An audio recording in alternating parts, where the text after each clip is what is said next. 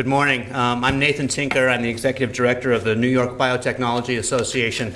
And we're very happy and proud to be here with Pharma talking about what's going on in Buffalo in terms of biopharmaceutical development, the growth of the industry, and the opportunity that this provides.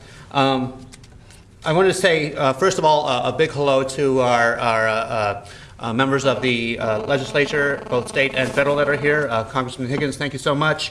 Senator Stokowski and Assemblywoman Del Monte, thank you. Robin Schillinger walked in a few minutes ago. He's back there. Senator Volker, thank you so much for being here. Senator Maziarz, did he arrive? He's right somewhere nearby. Assemblyman Kuhn and Assemblyman Gabrzak's office is here as well. Did I miss anybody? No? Oh, good. Sometimes. But thank you so much for coming. Just a couple of things about the New York Biotechnology Association. We're the State Trade Association for Biosciences and Life Sciences. We're about 250 members, companies across the state of New York, representing over 130,000 employees of one sort or another, 55,000 direct workers, and another 90,000 in indirect and induced employment. So the bioscience industry is a major part of New York State's economy, and is a growing one here in the Buffalo area. Just a few of the top line. In a minute here, Nancy Bergenson, the author of the Archstone report, will give you a little more detail. But I want to hit some of the top line points of this report. Direct employment in the biopharma industry in the Buffalo area is about 4,600 people.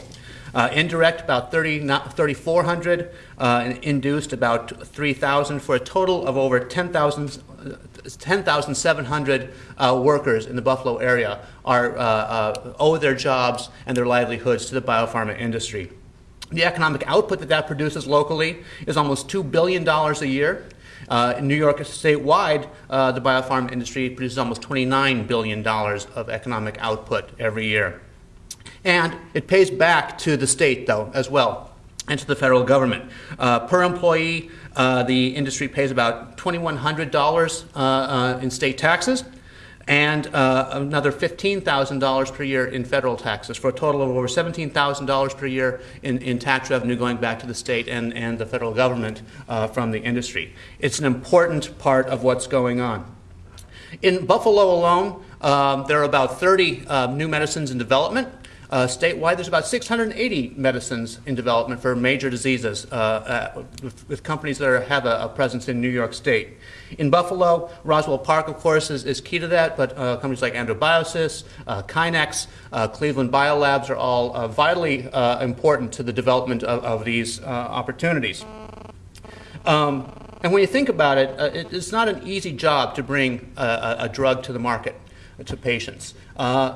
The average time and money it takes to bring a drug from the research lab to the marketplace is 10 to 15 years and $1 to $1.5 billion worth of investment just to get that first drug into the first patient.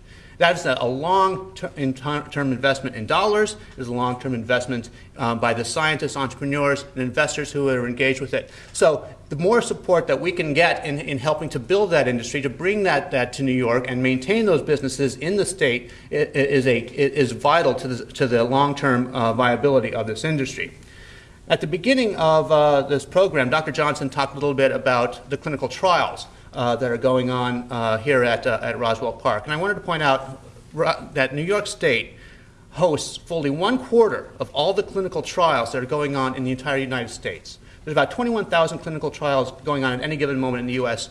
Almost 6,000 of those are in New York State alone. And it has become a major part of this industrial piece. And it's important to the research schools. It's important to the businesses that are doing it. It is important to the local community because they have access at the research level to drugs and therapies that may not be actually reaching the marketplace for quite some time. So it's important on many levels. And I hope that as we move forward in developing this industry, that clinical trials part, remains at the forefront. Clinical trials often become, not intentionally, but are affected deeply by what happens at the regulatory landscape.